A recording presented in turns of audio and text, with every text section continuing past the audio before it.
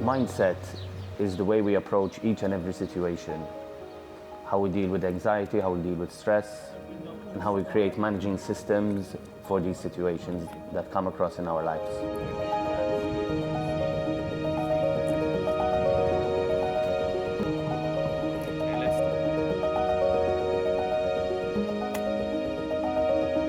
During my challenges, the training has to be divided between the physical and the mindset. There'll be about 70% of my training has to be done on my mindset. Then the other 30% is the physical training, but that 30% also has its 100% in it, so you really need to train physically as well. But when it comes to the challenge, it's your mindset that is going to make or break you. But that was intense, huh? To me, my mindset can make me achieve something I am not capable of, and can also make me fail in something that I am capable of doing if I don't have the right mindset and approach.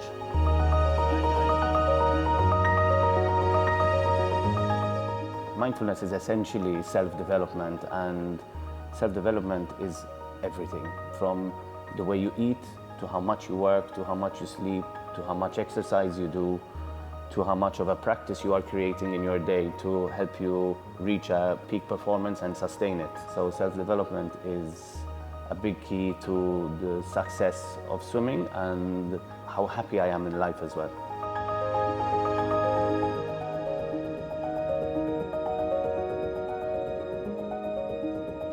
205 is good. As long as you keep him this pace all the way, you're good, Tom. And you're on a good line like this.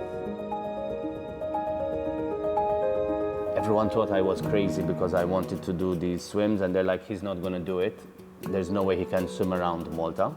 So there was essentially no pressure on me, but now things have changed and everyone is expecting me to always complete these swims, so it feels like there's a lot more pressure on me.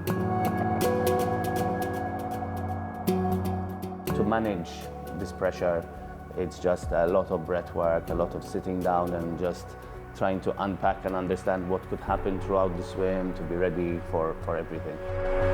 For me to keep strong in the possibility of failure is to not make it about the success of the swim, and to make it about the journey and what I'm learning throughout this journey until the day of the swim. So changing the narrative and not focusing on it's only successful if I complete the swim, then everything gets changed and flipped over to I'm learning and I'm growing so much through this journey to be able to complete a swim. Last year I attempted to swim from Mallorca to Ibiza and around Ibiza, the first 100 miles ever attempted in the sea. After the first 22 hours of swimming, I got stung by my first jellyfish. Do another 2 strokes and get stung by another 2 jellyfish, and then I do another 2 strokes and I get stung by 7 jellyfish. And I quickly put my head up from the water, asked my team to put on torches so I can see what's happening, and I put my face in the water. All I see in front of me is jellyfish, so I'm swimming in a jellyfish aquarium, it felt like. I attempted to swim through this for 3 hours. I got stung 60 times before I felt it was no longer safe for me to continue. But replaying the story over and over and over again in my head in slow motion, I can now understand what happened and how my mindset started to break down during these 3 hours. This failure gave me the opportunity for the biggest growth. Because through this failure, I have now created the ocean mindset. 15 seconds to go. Based on 5 pillars, 3 main pillars and 2 supporting pillars. The main pillars are the mindset, the breath, and the movement, and the supporting pillars are general upkeep and silence.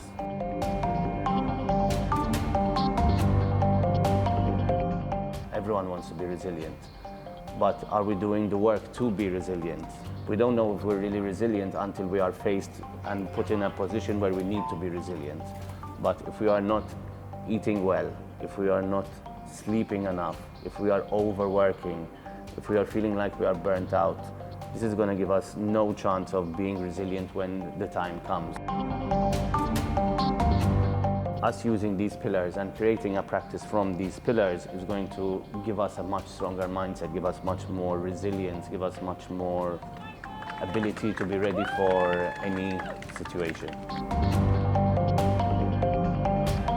For someone to start this journey of self-development, finding it difficult or too much, too overwhelming with everything that they have going on in their week, in their life, then I would really recommend that everyone starts with just little small steps. So instead of thinking you want to go for a run for 1 hour, go for a walk in nature. Spending time in nature and connecting with nature is something that is super beneficial and a very big part of the self-development ocean mindset as well. If you want to go for a swim, go for 20 minutes. If you want to go for a run, go for 10 minutes. If you want to go to the gym, go for 20 minutes.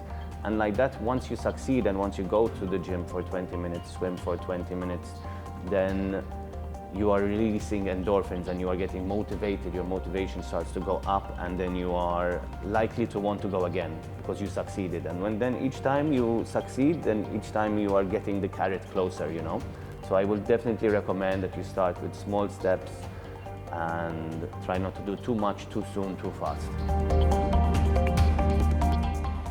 You want to be better at work, you want to be better at school, you want to do better in your exams, then you need the discipline to keep the studying, to keep the learning, to keep being motivated to become better. There's no shortcuts in these things. So the self-development, being mentally strong and being able to handle more high-pressure situations and accessing your peak performance and sustaining this peak performance requires practice and discipline.